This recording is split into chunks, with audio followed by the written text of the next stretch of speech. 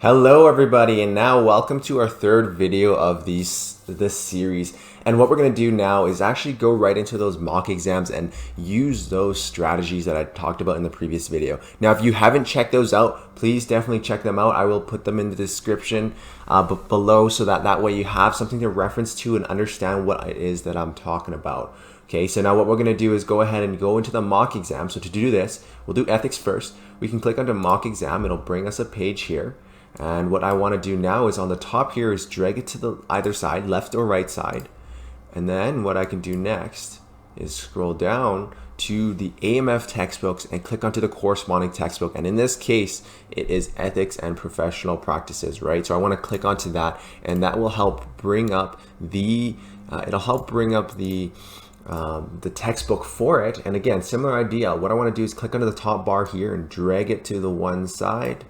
And now I will have a split screen component to this. Okay, so this is just setting up the strategy to be able to do the strategy and have convenience while doing it so that we can practice it and it's more easier. Okay, so now we got our mock exam on one side and our textbook on one side.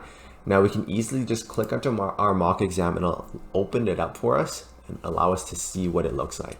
Okay, so the cool thing about these mock exams is that it looks pretty similar to certifications, in that it's this one window page. There's questions here, you can cycle through them and click onto answers and stuff like that. It might be a little bit formatted differently, but ultimately it'll be treated as the exact same thing, right? So just a quick overview of the mock exams. You'll see that there's a time remaining, and of course right now mine is negative. That means this has been running for that many amount of times over the allotted time. Right, but again, like I said, it doesn't matter because we are in a mock exam, so the time doesn't matter and we can do it as many times as we need to. Okay, so the most important thing about here is that you'll notice this is the ethics exam, right? So I told you there's only 20 questions for this, but you'll have 30 for the other few ones. Okay, so the cool thing is that we can easily cycle through each of the questions by clicking the arrows here. We can always go back as well. And similar idea with the certification exams. Now, the reason this is helpful is because if we find a long question like this, where there's a lot of paragraphs, maybe three sentences or more, we can just skip on to it and see if we can find one shorter. Like this one is only 2 sentences. Right? Big difference. Now, as you go through, I don't think ethics has that many longer questions, but if you go into the other modules, you'll notice that there's bigger paragraphs with maybe even 5+ sentences. So that's where you want to skip. Those are, like I said, those questions we skip, which are long questions, right? So I'll go through it again. If we look through here, this one's a little bit of a longer one, right? Not only is the question 3 sentences or more, but each of the answers have pretty big sentences too. So this would be considered a longer question too, so you can skip that. And then you can do this one, you can do this one, this one. This one's a little bit longer, so you can skip, but obviously the answers are a little shorter, so you can definitely do that. But ultimately, you just do a quick look over and see what we got. And then that way you have an understanding of how many questions or which questions you want to be focused on for skipping and which questions you want to do right away and which ones seem faster so that you can get it out of the way right away. Right now, obviously in the ethics, this one doesn't have any math questions. So just a quick overview of what math questions are. These are questions that have numbers as answers. You'll notice for this particular one, it has names, but instead, if it was a math question, it would be something like, let's say 1 million, 2 million, 3 million, 4 million, like numbers in the answers. And those ones we also want to skip as well. Okay, so what we're gonna do is we're gonna transition over to the textbook over here. So the textbook looks like this. And again, we wanna make sure we're in the correct one, right? So we're in ethics right now.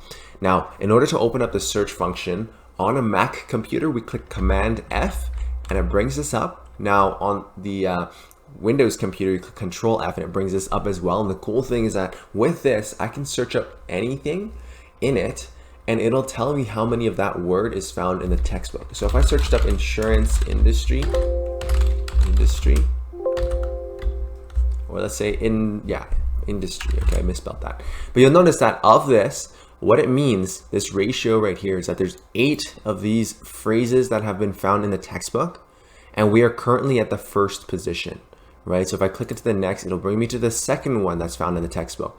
And this is from top to bottom, right? Which ones we see first, right? So 1st, 2nd, 3rd, 4th, 5th, and it's so on and so forth. And the important thing about this number here is that as we go through, we want to be searching up words, or actually only bother reading those words that have less than, let's say, 20 searches, right? The reason being is if I search up ethics, you'll notice is there's 225 searches in there, right? I could click onto each and every one, but that would consume so much time because it wouldn't necessarily bring me to where I want to be, right? So of course, keep in mind the quantity that is found.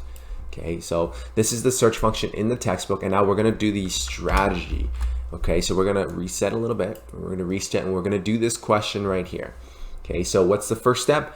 Read the question. Step number one, read the question. And this is the last line, as you can see right here, of the whole question here, right? So it reads, which initiative best describes the focus of professional associations? Okay, so that's the question. Now, when I read it, I don't just read it, I want to understand what it's trying to ask me. And what it's asking is something about an initiative that obviously describes the focus of something called the professional associations.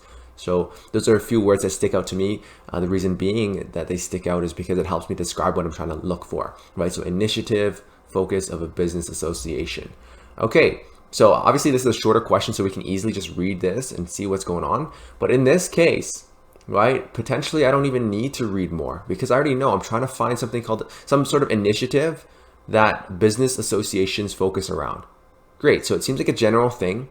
So I can go ahead and step two, which is read more if necessary, I can skip, right? And me sitting here and I'm talking, maybe you already read the first sentence, but I personally haven't, so I'm not gonna read those. I'm gonna go next step number three, which is filter through the answers, right? So I just go from top to bottom. A, implementing a supervisory framework, so that's one. B, effective supervision of insurance intermediaries. C, assisting clients through targeted education programs. And D, ethical behavior and fair treatment of clients. Okay, perfect. So just by looking at that, you can either filter out something, whether it's through intuition or you already know before, right? Most of you, if you just started, you might not know exactly what could be filtered out. But let's just say, for instance, let's just choose a random one. Or actually, let's do an educated guess. Something about professionalism. Okay, is any of these not talking about professionalism? Effective supervision of interview. I don't know. Let's just say we have a gut feeling that C is not the answer. So we can filter out C, right? I'm just choosing a random one to show you how it might work, whether it be filtering out the real question or not, right? It still works, right? So this, if I just filter out C, then it narrows down to A, B, or D that are the answers. So now I got less things to worry about, right? So now I'll transition over to step four, which is to identify some keywords. Okay, so what I do for keywords is I usually start off with the question itself to see if there's any words here that fit what those keywords are that I talked about, or something that stands out, right? So I work there, and if I don't find anything, I can go to the answers or even just to the question itself. But because we didn't even bother reading that yet, then we would read the answers for some keywords next. But for me personally, if I just read this again, which initiative best describes the focus of professional associations? The biggest thing that sticks out to me is professional associations, because it seems like a classification of what we're trying to look for. So that could definitely be something of interest to search up. And the cool thing is that now that I'm mentioning professional associations, through my peripheral, I actually noticed the word professional association here in the rest of the sentence as well. I didn't even read the whole thing. I just see it right side by side. So that actually adds more confluence of this being a more better keyword because of the fact that it's also repeated in there too. So now with that being a keyword, what I'll do next is go to the textbook, open up the search function again and search up that word, the whole phrase actually, professional associations. Cool thing here. I really like this word because it's one out of two. So there's two searches and we're at the first one here. Now, because we are here, I want to show you another tip and trick too. This is called the table of contents, pretty self-explanatory. But the cool thing about this online textbook is that you can click onto that particular word, the name of that section, and it will bring us directly to there. For instance, if I click onto professional associations, boom, it brings us right to that page that we need to be to for that particular word, right? So now that I've done that, I want to take a quick read and see if there's anything here that lines up with any of the answers, right? So notice, here's a pretty cool thing too, is I've read through all the answers, so I got an understanding of what we're trying to look for. But also, once we get those keywords and go to the textbook, so this is step 5, by the way. Step 5, we also, even if we're reading the textbook, we want to keep in mind some of those other words that might be found in the answers. For instance, what I mean is if I look at A, Implementing supervisory framework. I mean, they're pretty short, but maybe what I want to keep an eye on as I read through the textbook is to see if there's any words that talk about supervision or framework. Same goes for B. There's supervision here too. So supervision or intermediaries, right? And then D, let's say ethical behavior and fair treatment of clients, right? So those few things, I just set it out right now so that it'll click to me if I read the textbook. So for instance, I'm going back to the textbook and I'm going to read it and see if anything pops up, right? Well, for me personally, the cool thing is using peripheral, we actually expand what we look at. Sometimes, in this case, it's a very short paragraph, but sometimes there might be many paragraphs.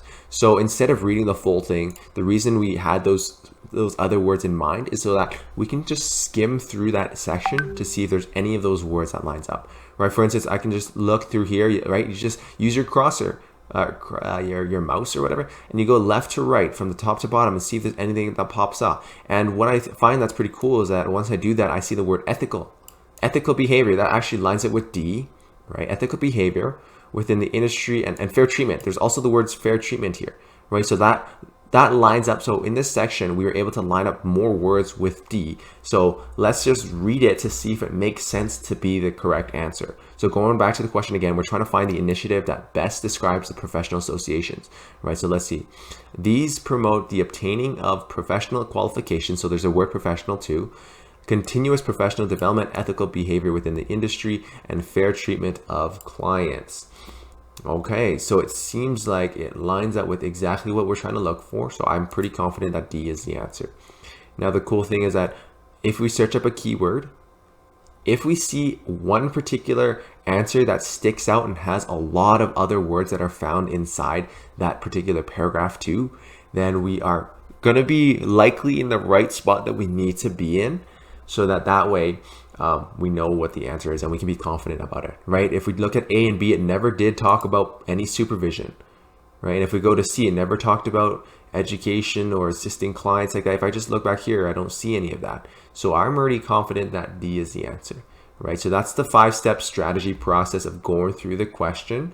And what I might do is actually go through each of the modules and practices and show you how it can still work for each of the modules. But ultimately, even just watching what we did here today and you personally going out there implementing it on your own mock exams, you'll definitely get good practice going in and feel pretty confident on those certification exams, right? So ultimately we can focus on doing this, and it's very neat that it works for all the different modules. So it doesn't matter which content you are, which title, as long as we know how to do the 5 steps, then we can find our answer in the textbook and we can pass the exams. Okay, so that's it for this video, and I'll see you in the next one.